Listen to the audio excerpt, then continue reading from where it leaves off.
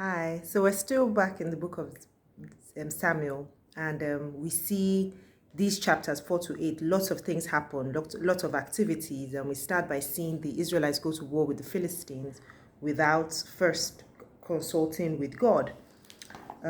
So here are my lessons. Having corrupt priests caused their downfall when they were going to battle, because they thought, taking the Ark of the Covenant with them as some sort of lucky charm or good luck charm was what was going to guarantee them the victory. But what they didn't know that was that God wasn't in that thing, because like the Israelites like the Philistines and the other Canaanites, they carried their gods around in things.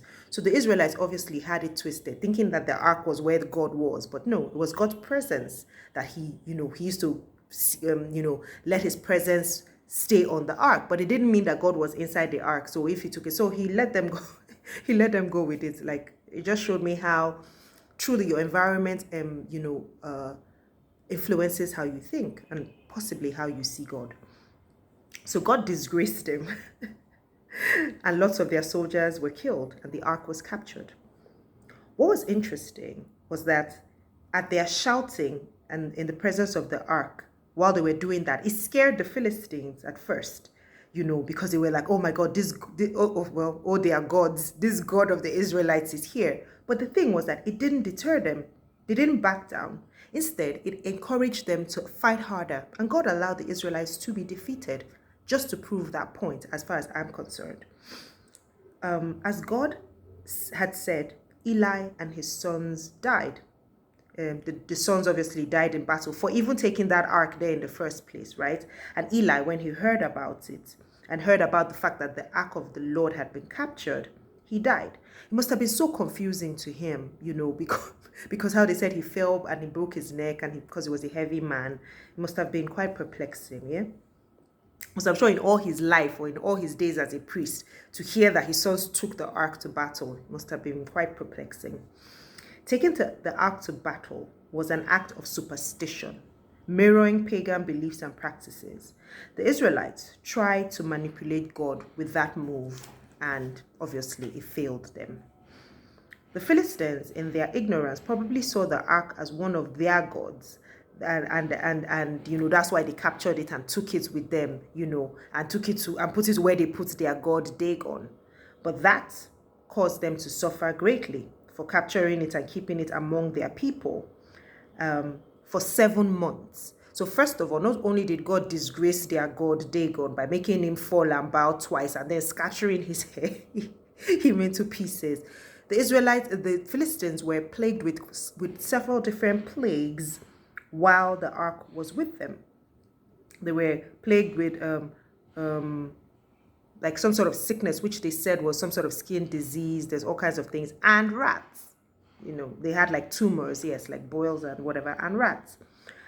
But so the plagues and the rats broke out wherever it was carried, because they kept transferring that ark all through their kingdom, and everywhere it went, it was wreaking havoc. They did that until they returned it. Now, obviously, they knew all about God's hand against the Egyptians and how he also judged them and their gods because of the Israelites.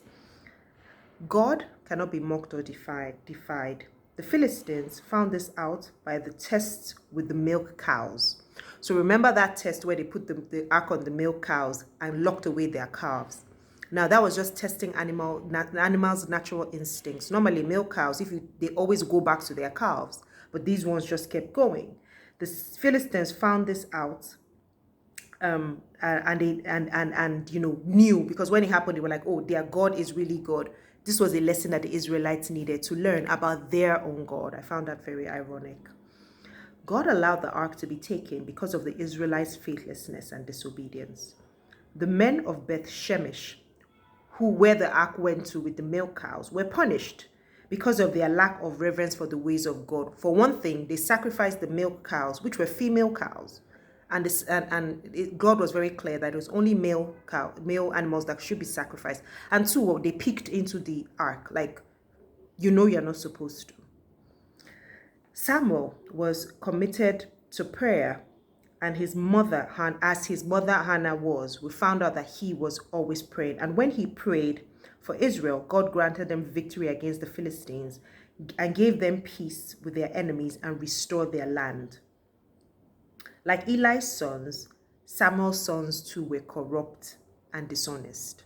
Now I found that very perplexing. Like, how did children not follow the footsteps of their fathers? When you see, like, yeah, it was perplexing to me. I still don't understand it. And then the Israelites, we saw them, asking for a king. So by requesting for a king, like their enemy nations, Israel was inadvertently rejecting God, but he still gave them what they wanted, but not before talking to Samuel to warn them about the behavior of their king.